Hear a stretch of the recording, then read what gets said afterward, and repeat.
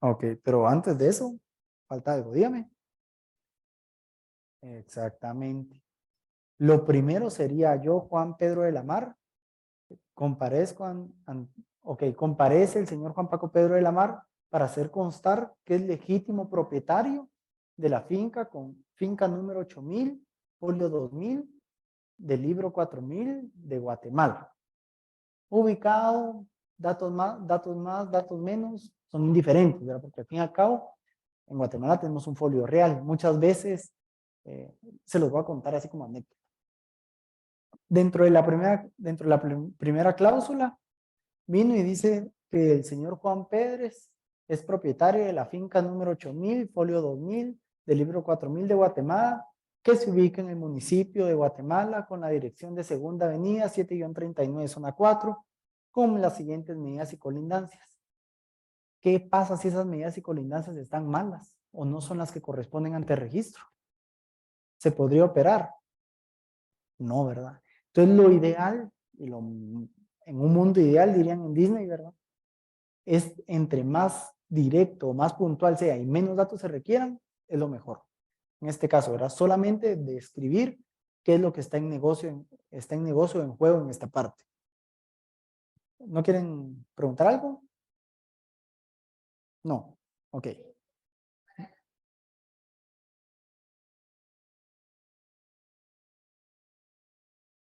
Ok. Pero eso es para creación de una finca. Porque supuestamente la finca ya está inscrita. Entonces, en este caso, dígame.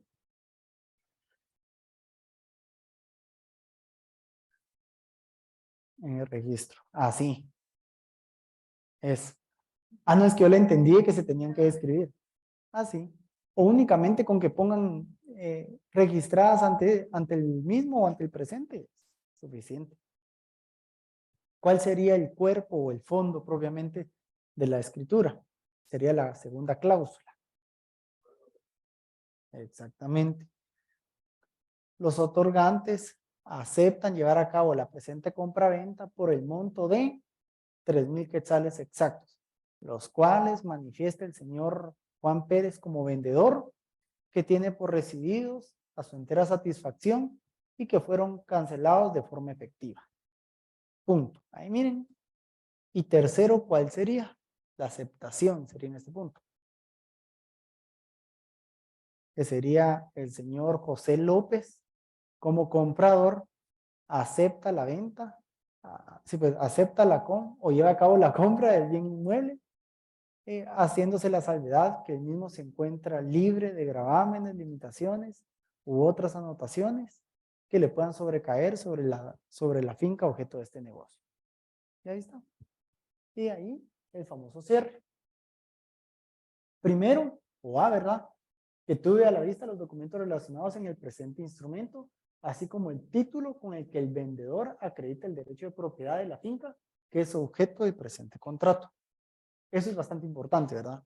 Porque dentro del mismo código lo establece la compraventa, dentro del Código Civil 1198 creo que tiene que acreditarse la propiedad. ¿Y cuál sería la forma de acreditarla? Tener el título a la vista. La literal B, que advertía a los otorgantes de los efectos legales del presente contrato y de la obligación de presentar al testimonio de esta escritura a registro de la propiedad. Y C, que eleva el presente instrumento público a todos los comparecientes quienes, enterados de su contenido, objeto, validez y demás efectos legales, lo aceptan, ratifican y firman. Aquí hay otro ejemplo, que a excepción del señor José Luis Rodríguez Méndez, quien por no poder firmar en este momento deja la impresión dactilar del dedo pulgar en su mano derecha, firmado por el testigo Walter Estuardo Lemos Alvarado, quien es civilmente capaz, idóneo y de mi anterior conocimiento. La famosa cláusula de las advertencias, conocida vulgarmente como saneamiento. Esta cláusula, por favor, quiero que la tengan tatuada en la frente, de ser posible, que tienen que aprendérsela. Manifiesta el vendedor que sobre el bien inmueble objeto del presente contrato no existen gravámenes, limitaciones, anotaciones ni vicios ocultos que puedan afectar los derechos del comprador y la inscrita notaria le advierte de las responsabilidades legales que conlleva esta declaración. Entonces, ese, por favor, si lo pueden tener anotado también dentro de su mismo código, sería lo ilegal, sería lo ideal.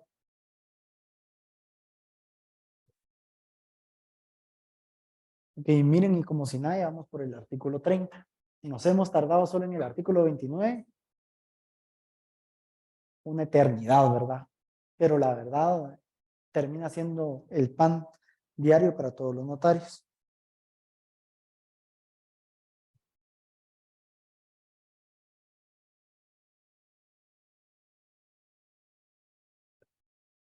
Ok, ¿cuál es el fundamento de la cláusula de las advertencias en el Código Civil?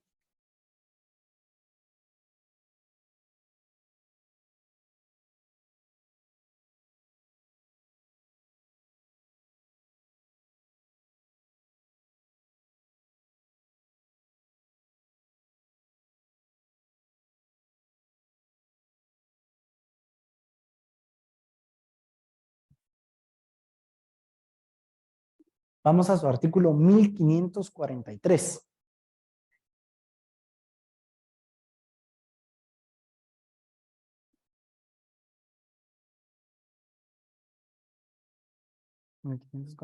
¿Alguien que me haga favor de leerlo?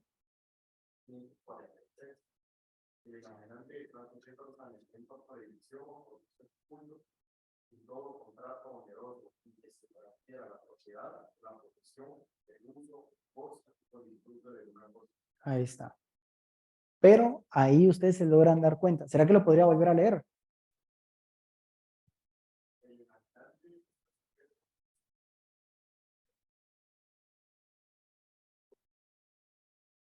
Hasta ahí está bien. Se dan cuenta que dice contrato oneroso. Una donación gratuita tiene que tener la cláusula de las advertencias. ¿La pueden poner? La pueden poner, pero no va a ser necesario. Así de fácil. Esas pequeñas cositas son las que les gusta preguntar a los examinadores, ustedes, y a uno lo pone a pensar, pero la verdad es bastante útil saber. Una vez me llamó mi compañera, vos, fíjate que presenté una donación, pero y me dijo la palabra. Yo, ¿qué pasó? No hice el saneamiento. Yo, no es necesario, vos, tranquila, le digo yo. Me dice, no, pero estoy trasladando una propiedad.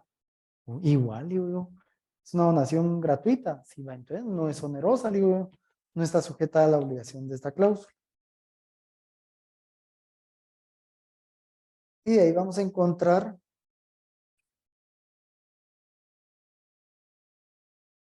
ok, a mí me gusta, aquí está. Sí, sí, sí, sí, sí.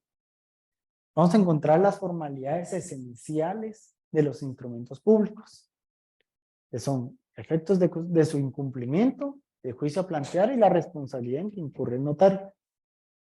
Para cuando existen efectos o incumplimiento por parte, dice el incumplimiento de alguna formalidad de estas provoca derecho a demandar la nulidad del instrumento público, a la cual se le denomina nulidad relativa. ¿Qué juicio es ese que se plantea? Es un juicio ordinario de nulidad del instrumento público. Y la responsabilidad es civil, al que se encuentra el notario, ahora que puede ser de daños y perjuicios. Y de ahí vamos a encontrar la nulidad del negocio jurídico versus la nulidad del instrumento público. Dentro de la nulidad del negocio jurídico vamos a encontrar que si se demanda la nulidad del negocio jurídico, provoca la nulidad del instrumento público. Pero si se demanda la nulidad del instrumento público, no afecta la validez del negocio jurídico, excepto en los negocios jurídicos solemnes. Mandato, sociedad civil y más que todo en otro contrato solemne, parte del mandato, la sociedad civil. Alicia. ¿Perdón? ¿Podría repetirlo?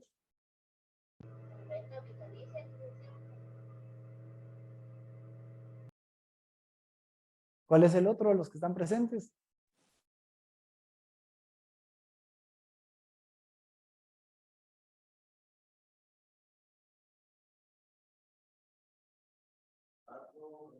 Testamento. Sociedad civil y donación entre vivos. El testamento, recuérdense que no es necesario que se fraccionen dentro del protocolo, no es solemne. Y las formalidades no esenciales de los instrumentos públicos. Efectos de su incumplimiento, el incumplimiento de alguna formalidad de estas provoca la nulidad del instrumento público. Y la responsabilidad en que incurre el notario, la multa de 5 y 50 quetzales. Hace un mes tuve un caso en el que venía un señor, don X, vendía su casa. El otro, el comprador, la aceptaba. Sin embargo, el notario consignó la edad, estado civil, profesión y nacionalidad del vendedor. Y del comprador, edad, estado civil, nacionalidad, domicilio y la profesión oficio del comprador. El vendedor ya había fallecido. Era una escritura del 98. Pero le faltaba acreditar el domicilio del mismo. En este caso pasa esto, que no provoca la nulidad del instrumento público, pero sí causa una responsabilidad administrativa. Entonces, ¿cómo se podría solventar o pagar esta multa para que el instrumento pueda ser inscribible? ¿Dónde creen ustedes que se paga esa multa?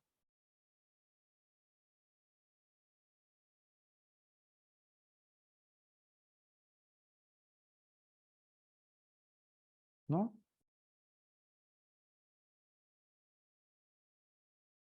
Ok. Se paga en un juzgado de primera instancia, civil. Entonces, yo como notario acudo a plantear un incidente prácticamente, solicitándole al juez que por un error involuntario, se olvidó consignar el domicilio del vendedor y que por favor se extienda la multa correspondiente para que el negocio jurídico siga vigente. Cuestión de 3 semanas, a uno le notifican, mire, pague esta multa, va a la tesorería del organismo judicial, 50 quetzales es lo que uno tiene que pagar. Y así es como se establece. Ahora bien,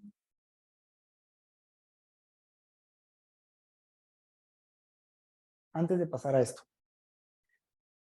existen ciertas circunstancias en las cuales se puede determinar el por mí y por mí ante mí, y hay ciertas circunstancias en las cuales se acredita el ante mí, en la forma del cierre o del poder acreditar el haber celebrado un negocio jurídico. Al momento de llevar a cabo una compraventa de un bien inmueble, si yo como notario consigné mal el folio de la finca, en lugar de colocar 400, puse 400, ¿puedo llevar a cabo la ampliación por mí ante mí o tiene que ser solamente ante mí?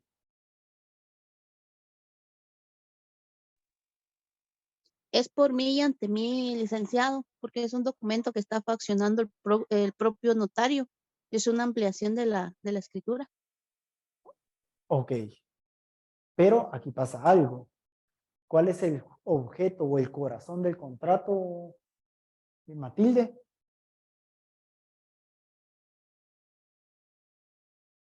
El traslado del dominio del bien inmueble. Ok, entonces en este caso sí es un error de fondo, porque no se estableció de forma clara al momento de llevar a cabo la celebración del instrumento cuál era el objeto. No es lo mismo decir 400 a decir 400. Entonces en este caso sí tienen que volver a comparecer los otorgantes. Otro ejemplo, en una compraventa de fracción de bien inmueble y se consignó mal un azimut. Ustedes lo podrían ampliar por mí ante mí o solamente ante, o tendría que ser ante mí. ¿Qué opinan?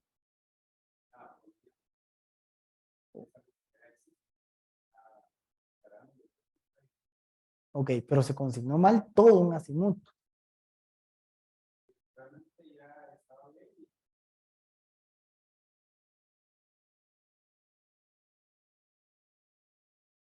Ok, pero afectaría el propio negocio, el corazón del contrato. Ok, ahí se los aclaro. Sí, se afecta, porque no es lo mismo decir que en el lindero, en el azimut es de 47 grados, aunque en realidad va a ser de 52.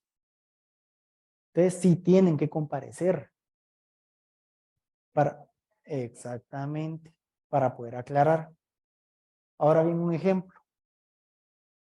Se consignó, se olvidó consignar el título de propiedad o el título con el cual acredita la propiedad. ¿Tienen que ser una escritura por mí ante mí? No, tiene que ser una escritura ante mí o por mí ante mí. Por mí ante mí, muy bien. Y ahí es donde ustedes van a encontrar la forma en la que se divide el contrato. Porque si van a hacer datos que acreditan, vamos a encontrar la escritura en 3 partes, ¿verdad? Para cuando es la comparecencia, el cuerpo y el cierre. Si se consigna mal un nombre o si se omite algo al momento de llevar a cabo el cierre, se puede hacer por mí ante mí. Pero si son objeto propio del cuerpo, lo ideal es que se haga ante mí. ¿Por qué? Porque esta y estas circunstancias son obligaciones propias del notario, del actuar notarial. Si yo consigné Marvin con B alta, pero lo que de verdad se debería haber consignado era Marvin con V, lo puedo hacer por mí ante mí. Porque de error involuntario consigné que el nombre era Marvin con B alta, aunque lo formal y real era Marvin con V. Es un error mío. Pero si hubo una biparidad en este momento, sí lo tiene que hacer el notario, junto con los comparecientes, porque sí va a afectar la naturaleza propia del contrato. Eso, exactamente. Si se pudiera o si ya se... Este es un error mecanográfico, pero si en dado caso yo le coloqué Marvin Juan José Pérez García, pero en realidad el señor se llama Marvin Orlando Pérez García, ¿ustedes lo harían por mí ante mí o tendría que ser ante mí?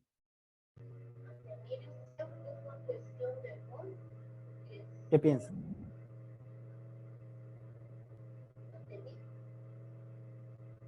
Pero ahí sí se está afectando de forma sustancial el nombre. Entonces tendría que ser, no, ante mí.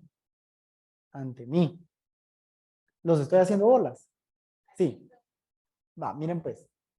Para cuando es un error mecanográfico en la comparecencia, por el ejemplo que les estaba dando, que era Marvin, yo lo consigné con B alta. Pero lo realmente que debería haber consignado era con V. Yo sí lo aceptaría por mí ante mí, porque fue un error mío del notario. Pero si yo llego a establecer, o por ejemplo pongo Marvin Rafael Ordóñez García, aunque realmente el que está vendiendo el bien se llama Marvin Oscar González Pérez, ese es un error no del notario, sino que también de los comparecientes.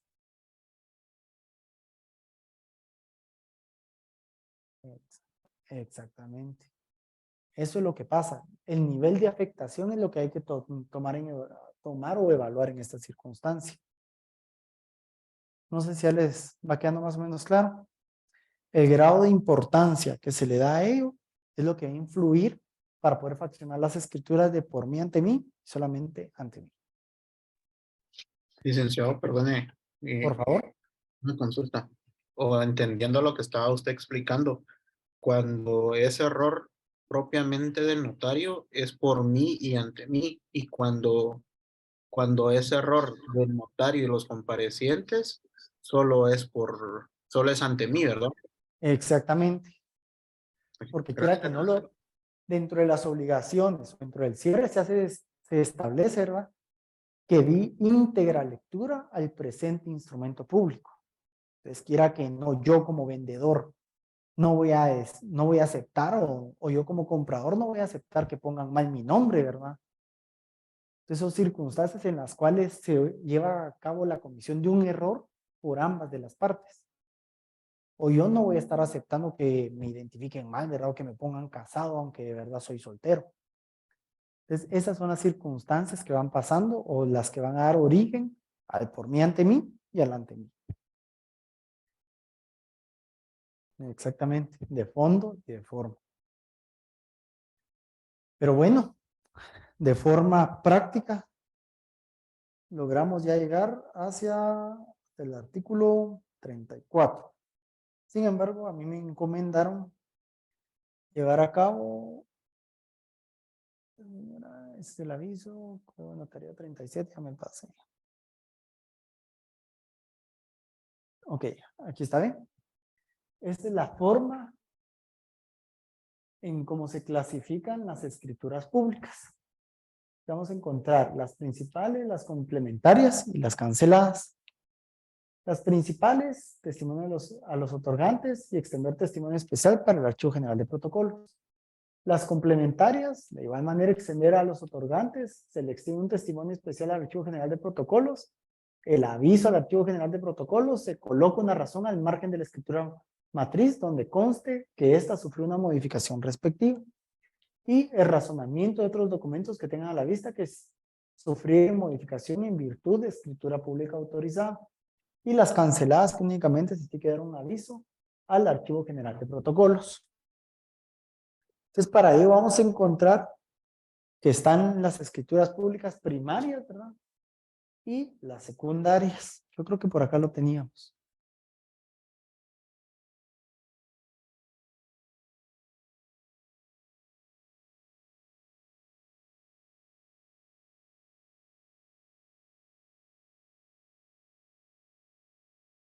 No. Ok, eso sí se los tengo que explicar yo. No está ahí. Yo creo que voy a apagar la... Ah, no, mejor ahí de una vez. Vamos a encontrar que las escrituras públicas secundarias son 7. No sé si ustedes las pueden ir anotando ahí. Y lo ideal es que las anoten a la par del artículo 36. Está la escritura de aclaración, la escritura de ampliación, la de modificación, la de rescisión, la de revocación, la de aceptación y la de renuncia. Voy a repetir. Está la de aclaración, la de ampliación, la de modificación, rescisión, revocación, aceptación y renuncia. Voy a volver a repetir. La primera es la de aclaración, ampliación, modificación, rescisión, revocación, aceptación y renuncia. Entonces, estas son las escrituras públicas secundarias. Les quería poner de ejemplo algo acá. Ok, esa me va a servir. Ok, ¿ya se dieron cuenta de esto? Aquí hay un ejemplo de una aclaración. Si se logran dar cuenta que el costado del margen se lleva a cabo la anotación.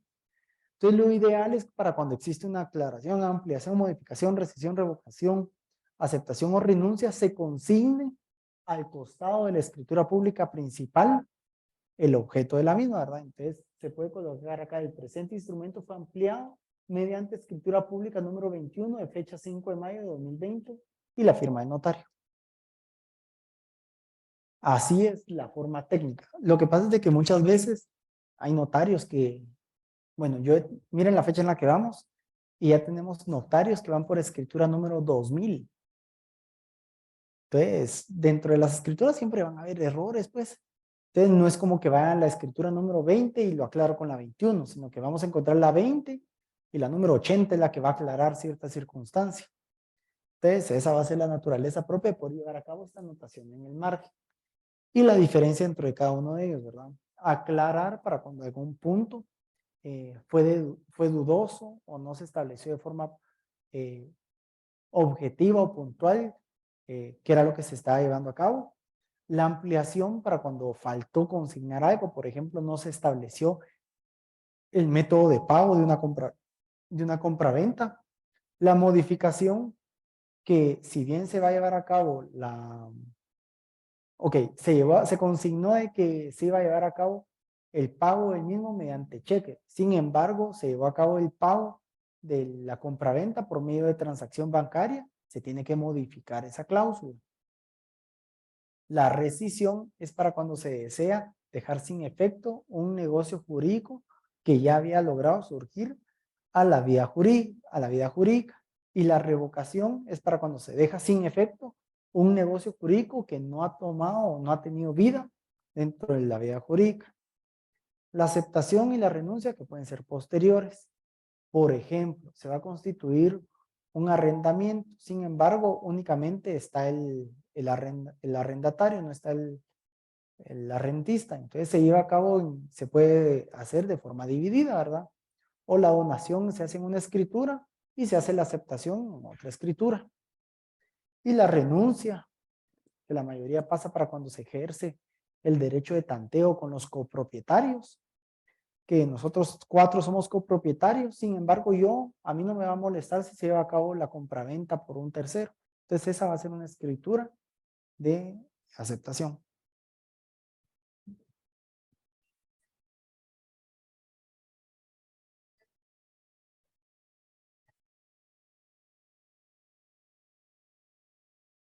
¿Cómo así?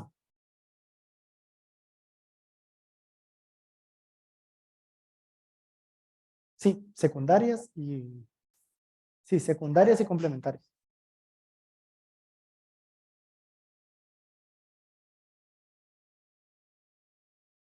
¿Cuáles les habían explicado? Ok, sí, son 7.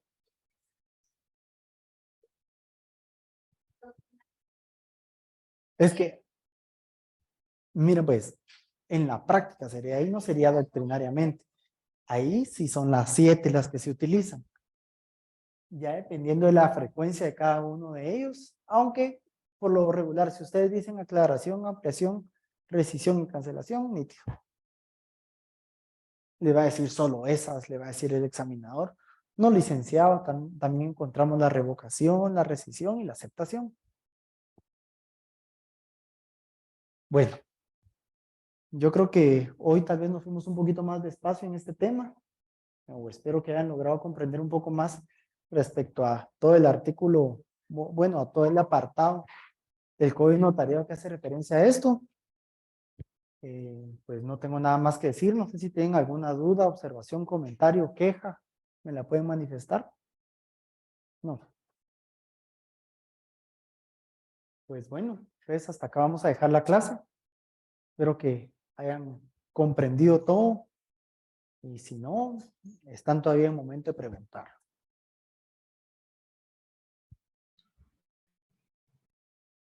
Licenciado, disculpe. Por Cuando favor. se hace alguna aclaración, ampliación o rescisión, esa se puede realizar primero porque el Archivo General de Protocolos le hace a uno la observación o porque los otorgantes le dicen a uno ya ha realizado el instrumento que no está bien. Sí, O porque uno mismo se da cuenta. No, mire, pues pueden darse todas las ocasiones, pero siempre se tiene que dar el aviso al Archivo General de Protocolos. De eso no nos salvamos. Y depende de la naturaleza. Mire, fíjese que nos iba a vender el terreno A, pero decidió vendernos el terreno B, entonces vamos a llevar a cabo la modificación vamos tal vez no aclarar, sino que sería ahí una revocación o una modificación la que se llevaría a cabo. Entonces el instrumento ya nació a la vida jurídica en sí para realizar eso, porque lo contrario sería una cancelación de el instrumento público. si yo me doy cuenta. Es lo que yo le digo, podría llevarse a cabo la modificación del instrumento público por medio de esta escritura. Ok. Muchas gracias, licenciado, muy Con amable. mucho gusto. Bueno, espero que estén bastante bien, que descansen lo que puedan, porque mañana otra vez les toca. Y un gusto haber estado con ustedes. Que pasen feliz noche. Feliz noche. Feliz noche, gracias. Dios lo bendiga. Buenas noches. Buenas noches. Feliz noche, Lee.